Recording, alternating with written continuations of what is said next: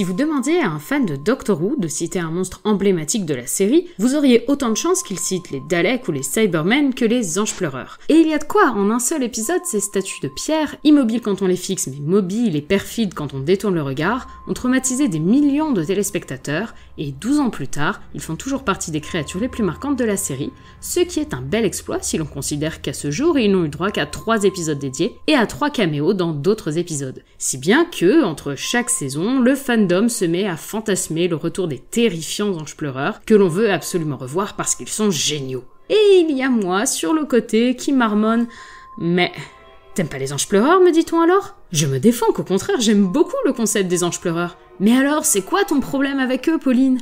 Eh bien, je vais vous le dire. Bon, déjà, je vais passer rapidement sur ce point, mais les Anges Pleureurs sont difficilement dissociables de leur créateur. Steven Moffat et Anges Pleureurs sont généralement liés dans l'esprit des fans. Alors oui, vu que Moffat ne compte pas réécrire pour Doctor Who, du moins pas pour l'instant, on pourrait laisser sa chance à un autre scénariste qui apporterait une nouvelle vision. Et ça a d'ailleurs failli être le cas avec Class si on avait laissé sa chance à ce spin-off pour une saison 2. Mais toujours est-il que le scénariste, se retrouvant à écrire quelque chose de neuf et de toujours aussi effrayant sur les Anges Pleureurs, aurait une tâche particulièrement ardue. Le principal problème avec les Anges Pleureurs est en réalité lié à ce pourquoi ils sont aussi emblématiques. Pour cela, il faut partir de leur première apparition dans Blink. Si les Anges Pleureurs sont aussi efficaces selon moi, c'est pour 4 raisons. La principale raison est la peur du non-visible. Rien ne nous effraie plus que de savoir que quelque chose rôde et que cette chose est bien invisible. J'en ai déjà parlé plusieurs fois dans d'autres vidéos, reprochant à certains monstres d'être visibles trop rapidement, gâchant ainsi totalement l'effet de frayeur qu'ils sont censés susciter, le meilleur exemple dans la série étant les Sandmen, les monstres en crotte d'œil de Sleep No More, ce qui me fait penser au fait qu'il serait fort intéressant de faire une vidéo sur les défauts et qualités de cet épisode. Je note ça dans un coin de ma tête pour plus tard. Bref, revenons à nos moutons. Un exemple parfait de monstre jouant sur cette peur est l'alien du film éponyme. Le fait de ne pas nous montrer la position de l'alien tout en nous faisant bien comprendre qu'il peut surgir de n'importe où est la raison pour laquelle le personnage est si emblématique. Mais du coup, on pourrait protester sur le fait que dans le cas de l'alien, on voit sa naissance mais pas sa forme réelle, ce qui le rend aussi imprévisible de par son aspect. On ne sait pas à quoi s'attendre. Les Anges Pleureurs, eux, sont visibles dès le départ. On en vient donc à 2 autres raisons qui les rendent efficaces.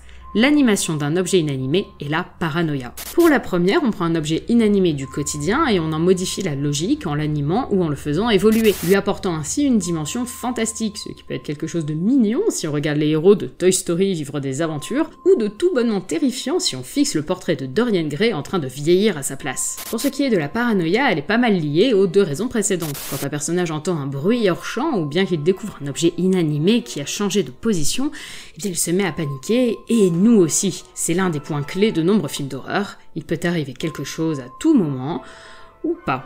Y a-t-il vraiment des sorcières à Blair Witch, ou est-ce que c'est notre imagination qui nous joue des tours? Michael Myers attend-il vraiment derrière chaque buisson pour étriper les babysitters qui passeraient sur sa route, ou vont-elles rentrer sans encombre? Et donc même mécanique dans notre épisode de Doctor Who, les Anges Pleureurs nous mettent systématiquement sur nos gardes. Arrive alors la 4e raison qui les a rendus si traumatisants, l'absence de 4e mur.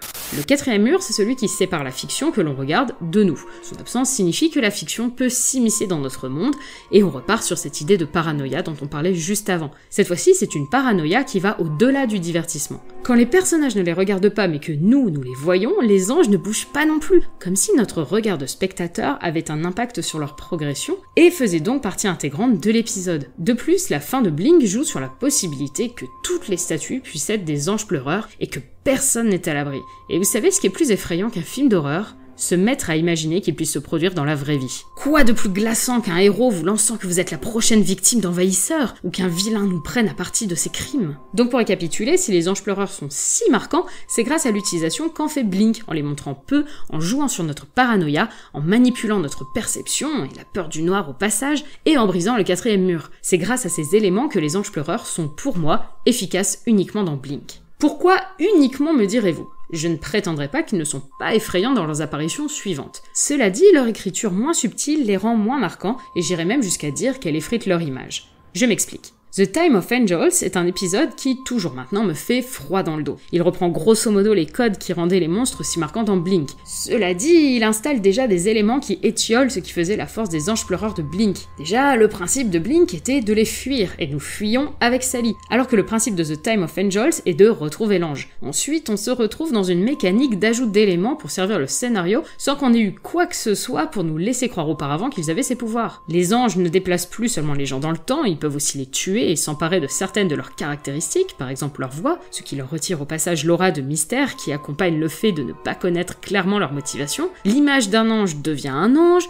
regarder un ange dans les yeux imprime l'image de l'ange dans notre esprit. C'est assez courant d'ajouter ce genre de choses, Doctor Who en est d'ailleurs friand. C'est au final la même logique qu'un Saiyan super fort qui atteint son maximum, alors on ajoute un nouveau palier de force pour qu'il atteigne à nouveau son maximum, puis on ajoute encore un palier de force parce qu'il faut bien continuer à créer de nouveaux enjeux, etc., etc. Mais donc on prend le concept des anges, fort par sa simplicité et donc son efficacité, pour le gaver de spécificité. C'est encore pire dans la deuxième partie de l'épisode, Flesh and Stone. Les anges rient, faire semblant de les voir suffit à les rendre immobiles, les anges bougent leurs poignets, et puis même leur tête, alors que les spectateurs les voient, ce qui ne fait que reconstruire le quatrième mur brisé dans Blink. Le fait que nous, spectateurs, les voyons, n'a plus aucune importance. L'autre gros problème que ce double épisode apporte aux anges est que, passé la révélation que toutes les statues soient potentiellement des anges pleureurs, passons sur le fait que la fin de Blink ait déjà fait la même révélation, on se retrouve dans cette deuxième partie avec des vagues d'anges pleureurs, ce qui les rend donc très présents, et aussi paradoxalement que cela puisse paraître, moins effrayants que quand ils sont seuls ou une poignée. Ils ne peuvent pas surgir de n'importe où, ils sont absolument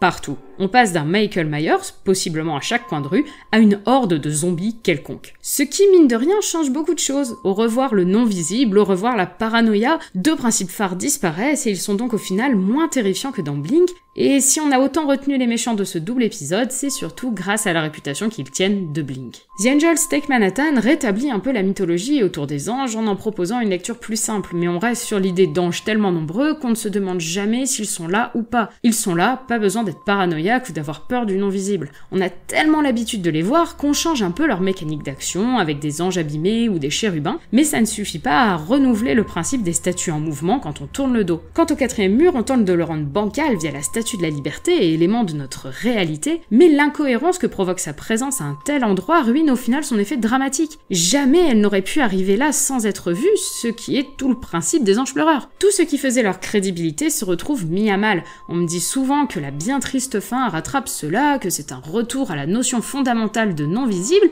Or, je ne suis pas d'accord. Reprenons le concept de suspense versus surprise mis en lumière par Alfred Hitchcock. Une bombe explose dans une scène. Le spectateur ne savait pas qu'elle était là et est donc surpris par l'explosion. Au contraire, s'il avait été prévenu de la présence de cette bombe, il se serait demandé à quel moment elle exploserait, ou bien si les personnages la remarqueraient à temps. Choisir d'informer le spectateur de la présence de cette bombe, c'est donc le faire cogiter et l'inquiéter, et c'est ce qu'on appelle le suspense. La fin de The Angels Take Manhattan ne joue pas sur la peur de ce qu'on ne peut pas voir mais qu'on sait présent, et donc sur le suspense, mais sur la surprise. On ne voit jamais venir le fait qu'il soit mis en danger par un ange avant l'instant T. La disparition de Rory nous choque, le sacrifice d'Amy nous touche, mais nous n'avons pas le temps de nous inquiéter de leur sort avant que le destin frappe. Au final, ils sont juste partis vivre leur vie dans le passé.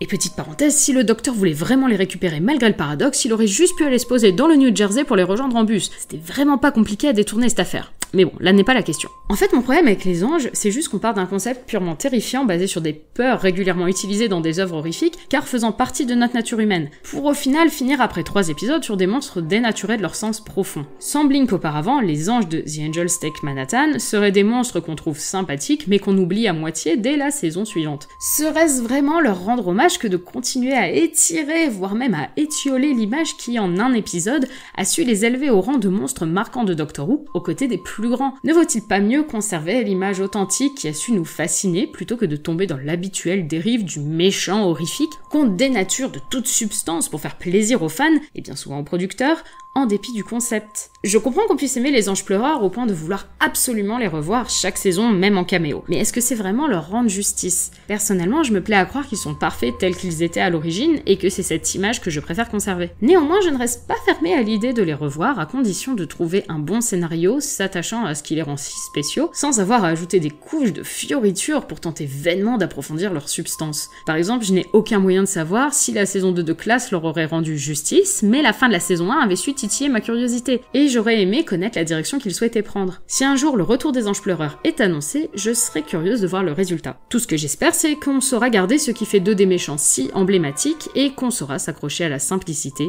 qui les rend si terrifiants et si uniques.